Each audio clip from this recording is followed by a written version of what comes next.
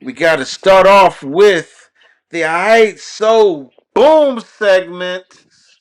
Where's my explosion? Here it is.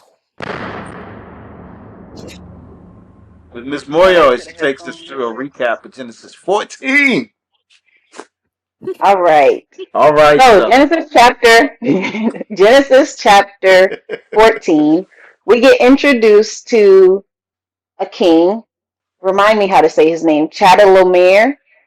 Chair, Chedor Chedor Laomer is how I pronounce it. Chedorlaomer. Yep. And he is this big and bad king who has other kingdoms that are kind of under him, serving him. They decide so we have 4 kings and then 5 kings. And the 5 kings, including Sodom and Gomorrah, or 5 kings which include Sodom and Gomorrah, decide that they were tired of the oppression under King Chador, King Che. King Che. And so they they start a war with him, but they lose that war. Like, they lose it really bad. Badly. And in that loss, other kingdoms are also taken out as well, which Chris gave a really good explanation of the whole thing, because when you're reading it in chapter 14, it's a bit confusing. So definitely go back to that episode to get a clearer picture of everything that was going on. I believe you also put a map in there of like the line that shows where he was traveling through and the kingdoms he was taking down as he was going through there.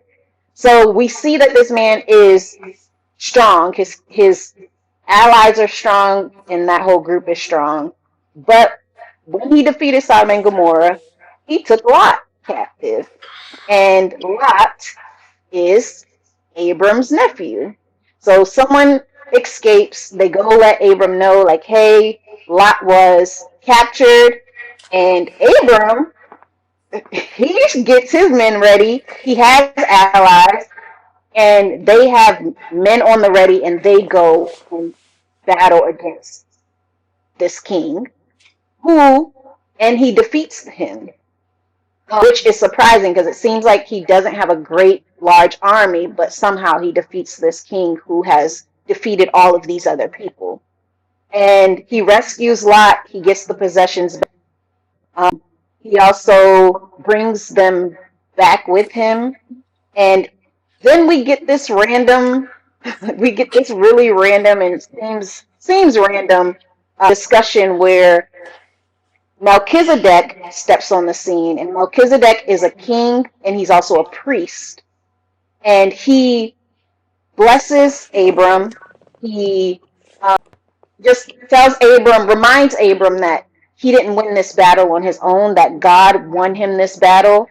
And we find out that, and again, in the last episode, Chris explained really nicely how being a king and a priest, or being a priest in particular, was not really normal if you weren't of the line of Levi. And at this point, we don't even have the 12 tribes yet. So for him to be a priest is kind of setting a precedent for when Jesus comes and becomes both king and priest and savior and everything else that he is.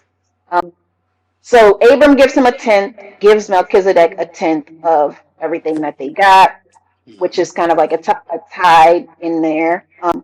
Not specifically stated that way, but some people consider it that. And then the king of Sodom, we end that whole thing really, again, abruptly, and we move now to the king of Sodom trying to offer Abram everything. Like, hey, thank you for saving us. Please take all of these possessions and just give me my men.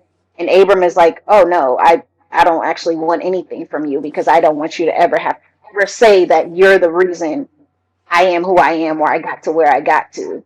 But he does say to give some of those proceeds to the other allies that fought with him, and so they get their share of it, and Abram takes nothing from it. And I think that's how it ends. Yeah. Awesome.